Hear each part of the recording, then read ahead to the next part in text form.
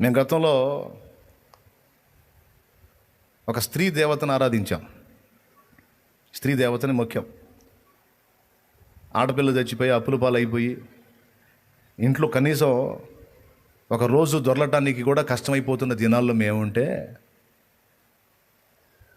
పూనకం వచ్చి మేము మొక్కే ఆ దేవర పూనకం వచ్చి అంటది, రేయ్ నాకు ఇస్తానన్నది ఏదిరా, నాకు ఇస్తానన్నది ఇవ్వకపోతే మీరు బతకరు అంటే అది దేవుడా దెయ్యమా ఏమనాలా?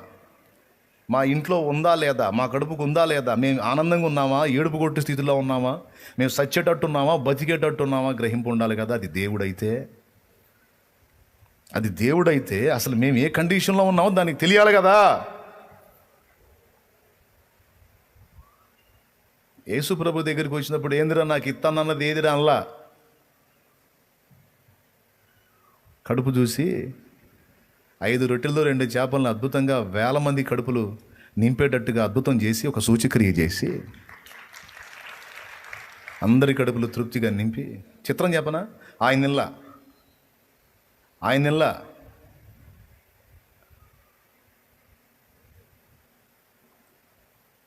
తిన్నట్టుందా చూపిస్తారా మీరు? అక్కడ తినలా. అందరి బిడ్డల కడుపులు నింపుకునే పనిలో ఉన్నాడు తండ్రి అండి, ఆయన నాన్న.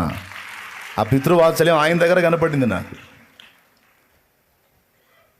యేసుప్రభా, మేము అంతకుముందు ఏ గుడికి పోయినా గోపురానికి పోయినా ఆ దేవతలకు ఇష్టమైనవేవో తీసుకెళ్తాము, నీకేమి ఇష్ట వస్తువులు తేవాలయ్యా, ఖరీదు గలయ్యా ఖరీదు లేనియ్యా అన్నది నా ప్రశ్న. నాకు ఇష్ట వస్తువు ఉందిరా, అయితే మార్కెట్లో దొరికేది కాదు, అది నీ దగ్గరే దొరికిద్ది. ఏంటనైనా ఇష్ట వస్తువు? నీ హృదయం, నీ జీవితం. నువ్వు కావాలరా నాకు. నిన్ను కూడా అంతే అడుగుతాడు, నీకేం కావాలి ప్రభు అంటే నువ్వు కావాలమ్మా నాకు. నిన్ను కూడా అంతే అడుగుతాడు, నువ్వు అడుగు వేసే నీకేం కావాలి వేసా చెప్పు, నీకు నా శక్తి కొలిది చేస్తాను నేను అని అడుగు. నువ్వు నాకేం వద్దు నాకేం అవసరం నాయన, నువ్వే కావాలి నాకు అంటాడు. నాకేం చదువా, సంధ్య, తెలివా, అందమా, సందమా, జ్ఞానమా, వివేకమా, నాదేం మంచి బుద్ధే, నాదేమన్నా మంచి స్వభావమా, నాది ఒక చెంచుల బతుకు, నాది ఒక స్థిరం లేని బతుకు. నేను ఎందుకు పనికొస్తానయ్యా నీకు? ఓటి కుండను నేను, పగిలిపోయిన కుండను నేను, పనికిరాను దేవాన్ని. నో నువ్వు ఉన్న రీతిని నాకు అలానే కావాలదా.